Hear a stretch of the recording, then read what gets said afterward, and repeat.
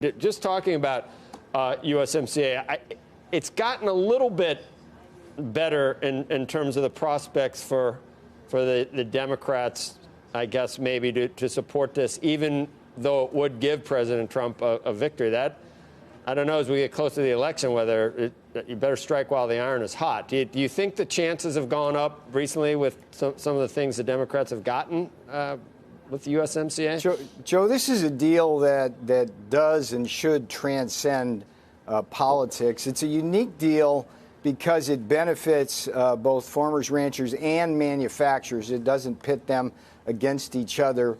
There's broad appetite around the country for this deal. The big thing, the big obstacle really has been the fact that Congress has been in recess, and it's very hard for Ambassador Lighthizer to get the kinds of negotiations he needs to get this over the hump. But that's getting better.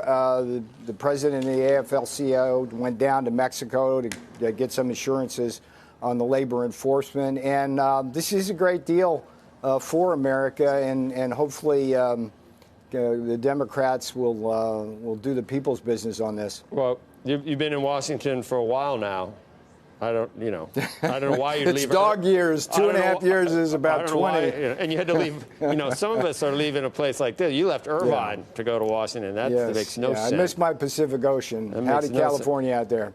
Can you give me an honest handicap of whether this gets done before the end of the year? And you say, politics should be set aside. That's not going to happen. So what is the real? How would you really handicap that this gets done before? I think this has to get done before the end of the year for precisely the reasons. What are the chances it will get done, though?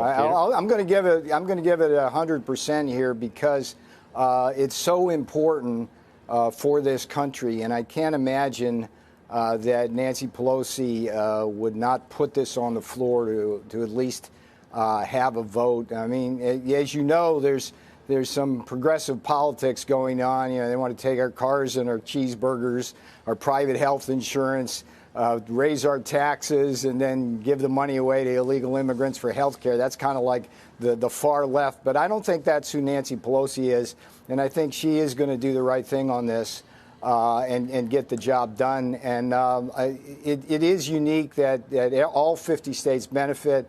Farmers, ranchers, manufacturers are solidly behind this. And again, I go back to what the concept of this is, Joe. It's important to understand this.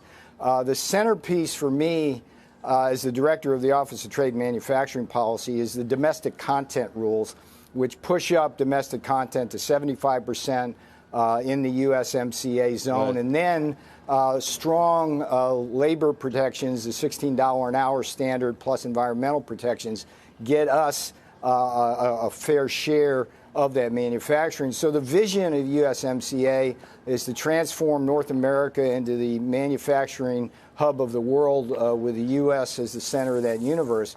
Who can not like that? So let's get it done. And I think the next 30 days are going to be critical to that as Congress gets back. They only have so many days on the calendar, though. It's really interesting how little they work, at least back here in Swampland. So, I'm going to be very optimistic about this because it's so important to the country.